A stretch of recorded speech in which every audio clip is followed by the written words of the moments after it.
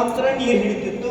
ಒಮ್ಮೆ ನೀರು ಹಿಡಿತಂದ್ರೆ ಆ ವರ್ಷದ ಪೀಕ್ ಬರೋ ತನಕ ನೀರು ಹಿಡಿತಿತ್ತು.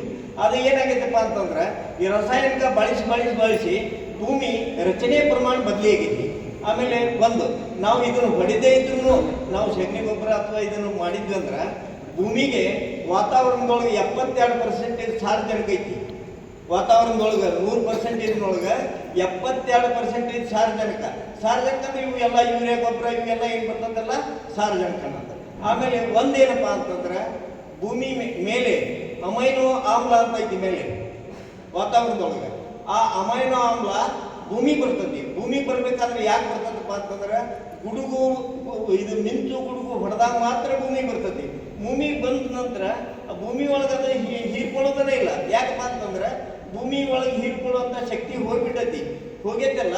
ಅದರ ಸಂಬಂಧ ಈ ಸದ್ದ ನಾವು ಏನಾಗಿರಪ್ಪ ಅಂತಂದ್ರೆ ಎಲ್ಲರೂ ನಾವು ಕಂಡಿವ ಇವ್ನು ಕಂಡವ ಎಕರೆಗೆ 8 ರಿಂದ 10 ಚೀಲ ಗೊಬ್ಬರ ಹಾಕಿ ಭೂಮಿ ಅಂತೂ ಪೂರ್ತಿ ಬರಡಾಗ್ಬಿಟ್ಟೈತಿ. ಅದರ ಸಂಬಂಧ ನಾನು ಹೆಚ್ಚು ಕಡಿಮೆ ಒಂದು 10 ವರ್ಷ ಆಯ್ತು ನಾನು ಈ ಇವನ್ನ ಅಗ್ರಿಕಲ್ಚರ್ ಪ್ರಾಡಕ್ಟ್ ಬಳಸಾಕತ್ತಿ.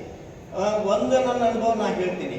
1.5 ರಿಂದ 2 ಎಕರೆ ನಾನು ಮೆಣಸಿನಿಗೆ ಹಾಕಿದಾಗ ಅಲ್ಲಿ ಏನಾಯ್ತಪ್ಪ ಅಂತಂದ್ರೆ ಆಕ್ಟಿವ್ ಇದು ಮ್ಯಾಕ್ಸು ಮತ್ತು ಆಕ್ಟಿವ್ 80 ಬಳಸಿದ್ರೆ ರೈತರು ನಾನು ನಮ್ಮದೇ ಇದ್ದಾಗ ನಾ ಏನು ಮಾಡಿದೆ 5 ಸಾಲು ಬಿಟ್ಟೆ ಹೊಡೆಯೋದು. 5 ಸಾಲು ಬಿಟ್ಟು ಇಡೀ ಹೊಲನ ಅಷ್ಟು ಹೊಡೆದಿದ್ದೆ. ಎಣ್ಣೆ ಹೊಡೆದಾಗ ಆ 5 ಸಾಲು ಏನಾಯ್ತು ಬೆಳಿಲಿಲ್ಲ. ಆಮೇಲೆ ಇನ್ನೊಂದೇನಪ್ಪ ಅಂತಂದ್ರೆ ಅದು ಫಲನೂ ಅಷ್ಟು ಕೊಡಲಿಲ್ಲ. ಇನ್ನು ಉಳಿದದ್ದು ಏನಿತ್ತಲ್ಲ ಇಷ್ಟು ಮಟ ಮೆಣಸಿನಕಾಯಿ ಬೆಳೀತು. 1 ಎಕರೆಗೆ 8 ಕ್ವಿಂಟಲ್ ಮೆಣಸಿನಕಾಯಿ ಬರ್ತದೆ, ಒಣ ಮೆಣಸಿನಕಾಯಿ. ಆದರೆ ಇನ್ನೊಂದು ವಿಶೇಷತೆ ಏನು ಹೇಳ್ತೀನಿ ಗೊತ್ತದಂದ್ರೆ ಅದು ಒಂದು ಅವಧಿ ಮುಗಿದ ನಂತರ ಅಂದ್ರೆ ಡಿಸೆಂಬರ್ ಜನವರಿಗೆ 2-3 ಕ್ರಾಪ್ ತೆಗೆದು ಬಿಡ್ತೀವಿ ನಾವು. 3ನೇ ಬೀಡು ತೆಗೆದ್ರೂ ಸಹಿತ ಇದು ಹಂಗ ಹೂ ಬಿಡುದ ಕಾಯಿ ಬಿಡುದ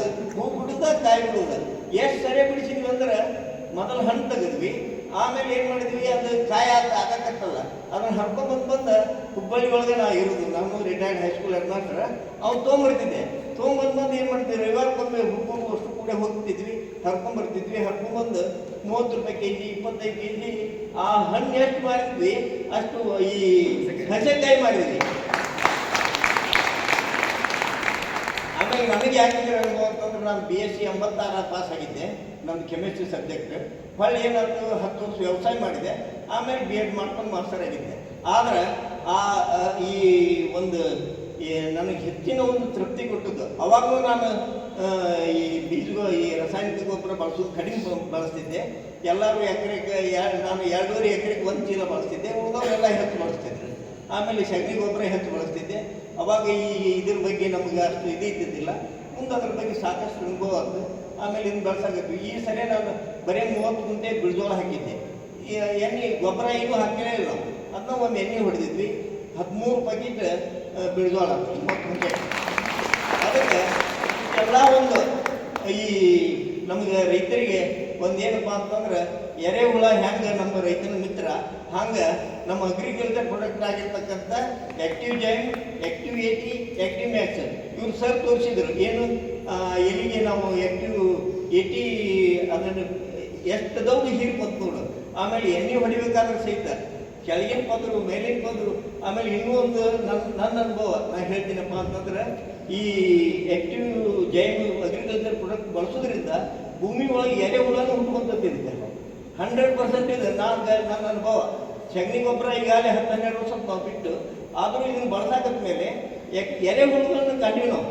ಅದರ ಸಂಬಂಧ ಇದ್ರ ಬಗ್ಗೆ ಉಳಿದದ್ದೇನೇ ಇರಲಿ ಅಗ್ರಿಕಲ್ಚರ್. ಯಾಕಂದ್ರೆ ನಾವು ರೈತರು ಬದುಕಿದ್ರನ್ನ ದೇಶ ಬದುಕುತ್ತೆ. ರೈತರು ಬದುಕಬೇಕು, ದೇಶ ಬದುಕಬೇಕು ಅಂತಂದ್ರೆ ಅಗ್ರಿಕಲ್ಚರ್ ಪ್ರಾಡಕ್ಟ್ ಆಗಿರ್ತಕ್ಕಂಥ ನಮ್ಮ ಇವನ್ನ ಉಳಿದದ್ದು ಏನು ನನಗೆ ಎಷ್ಟು ನಾ ಬಳಸಿನಿಲ್ಲ, ನನಗೆ ಗೊತ್ತೂ ಇಲ್ಲ. ಇವ್ನ ಬಳಸಕ್ಕೆ 10 ವರ್ಷ ಆಯ್ತು. ಅದಕ್ಕೆ ಇವನ್ನ ಹೆಚ್ಚು ಒಂದು ಎಲ್ಲರೂ ನಾವು ಮಾರಾಟ ಮಾಡುವಂಥ ಒಂದು ವ್ಯವಸ್ಥೆ ಮಾಡಿಕೊಂಡ್ರೆ ನಮ್ಮ ದೇಶಕ್ಕೆ ಒಂದು ಒಳ್ಳೇದಾಗುತ್ತಂತ ನನ್ನ ವಿಚಾರ ಐತಿ. ನಾನು ಹೆಚ್ಚು ಕಡಿಮೆ ಒಂದು 5 ಲಕ್ಷದ ಈ ವರ್ಷ ಟಾರ್ಗೆಟ್ ಇಟ್ಕೊಂಡಿನಿ. 5 ಲಕ್ಷ ಮಾಡ್ತೀನಿ.